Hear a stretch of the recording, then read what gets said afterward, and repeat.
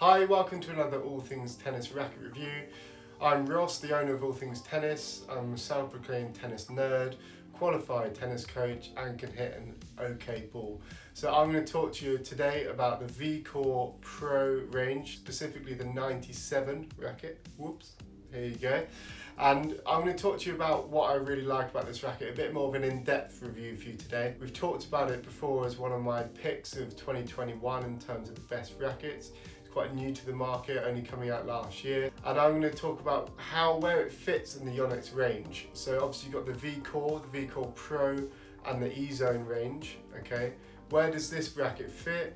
Also the 97 specifically, how does it compare to the 97D, the heavier model, the 97H, and also you can get this in a Pro 100 model, 100L, etc. And as always guys, the products listed in the videos are always available online in our store. The product descriptions and links to those rackets are just below my face on the screen here. So All Things Tennis, we do lots of blogs. We really want your feedback as well and what you'd like us to video, what rackets should we be reviewing. And you're the guys out there trying out all these rackets, you've got your finger on the pulse on new rackets that are coming out. Let us know, we'll be happy to give them a review. If there's one thing I love doing, it's going out there and trying out a new racket. So feed my addiction and getting new tennis rackets.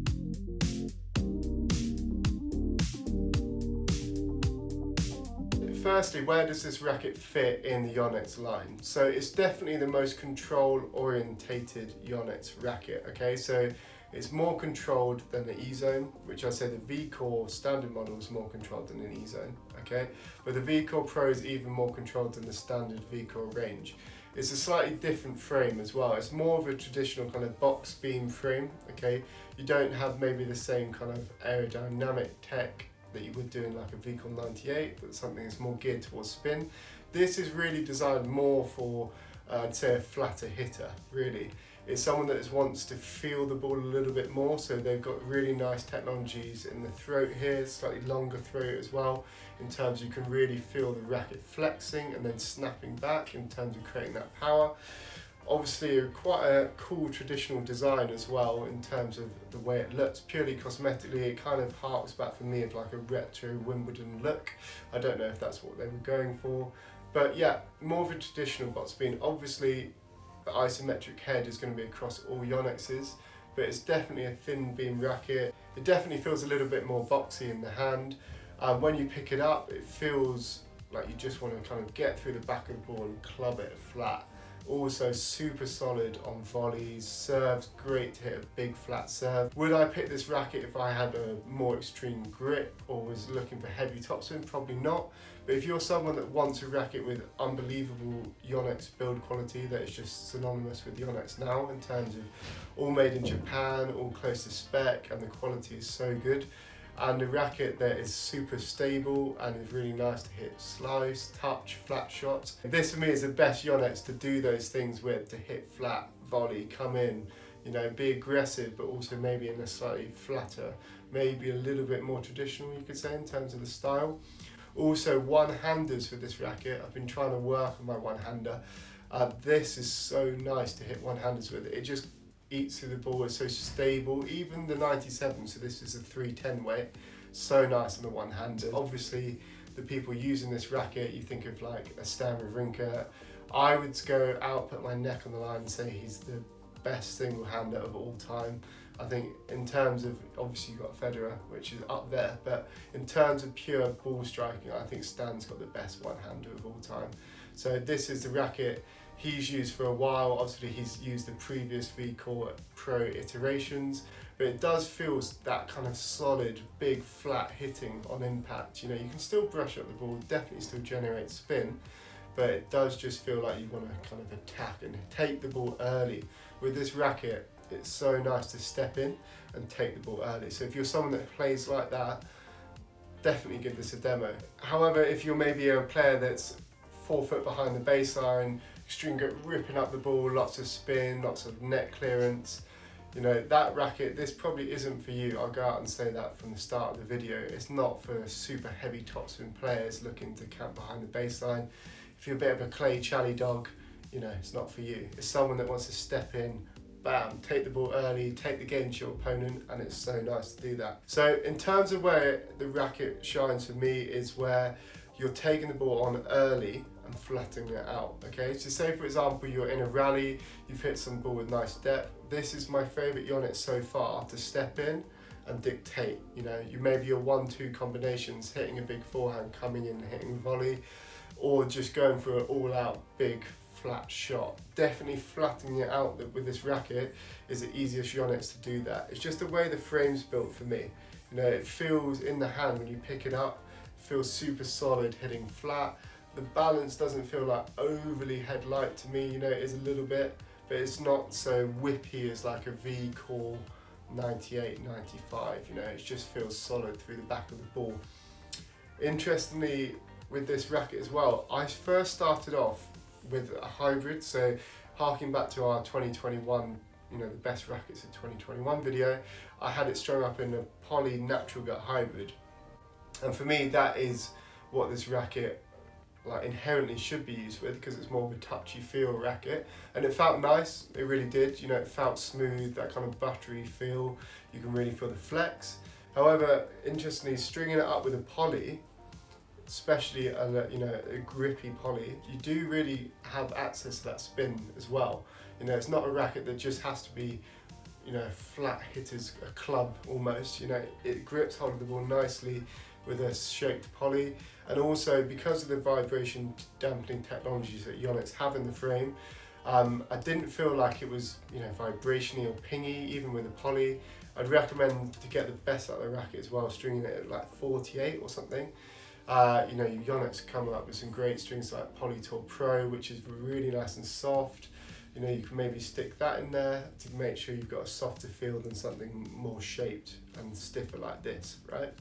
But I preferred this racket, interestingly, with poly, which should really go against the grain, I think. I think in the comments, be interesting to, you can tell me if I'm an idiot, this racket must be used with multi-fillet, whatever. Be interesting to see what you guys think. But with a poly strung loose, you naturally get that, you know, you get that lower launch angle with a poly, right? So when you're going for flatter shots, you just feel dialed in, you've got that control. I don't feel like the ball's gonna fly on me as much. Maybe that's just me, you know, it's subjective, your string setups, what you're using, etc.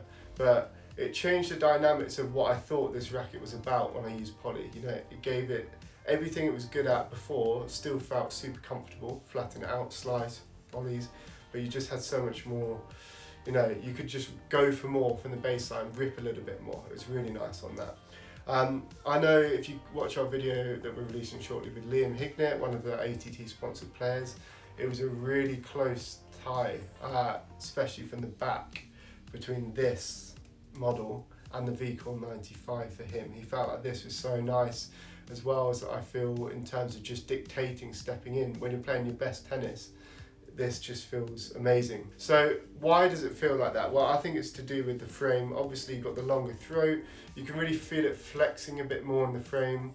It's got a really smooth feel, so a more traditional feel on impact. It's not like super stiff and crisp. It's got more of a buttery feel on impact, I feel. So if you like that kind of feel, smooth racket, yeah, that's something to definitely look at. In terms of like iterations before, I think they've obviously improved in the overall feel of this racket. So for me, in comparison to the older iterations, this feels a little bit more flexible. I think they've introduced flex fuse into the frame in this, which obviously gets that little bit of flexibility, and also the flex force of 2NG NAND technology in terms of the ball pocketing, making sure there's dwell time on the strings, and when the racket flexes, it's make sure it's snapping back. That felt super solid with this racket. It's an interesting one for me, like the 97, especially if you think about you know, what other 97s are out there. You've got a Strike VS on the horizon, you've got the Wilsons, the Pro Staff sort of rackets. This for me is more like the Wilson Pro Staff. When you pick it up, it feels super solid. It's got a very thin 21mm beam all the way through, it's not variable.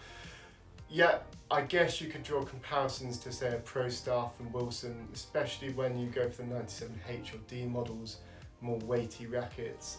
If you like that feel, This at 97, I think you can either use it as a platform racket if you want to make it a little bit more stable or adjust the balance, or for me this was the perfect way in terms of still maintaining a little bit of whip. You know, you can get out of trouble if you're late on a shot, you can roll up the back nice and easy. The same weight actually as the new Pure Strike VS which is coming out, but just a completely different feel. The Pure Strike VS has a nice feel to it, but is it as soft as plush as this? No.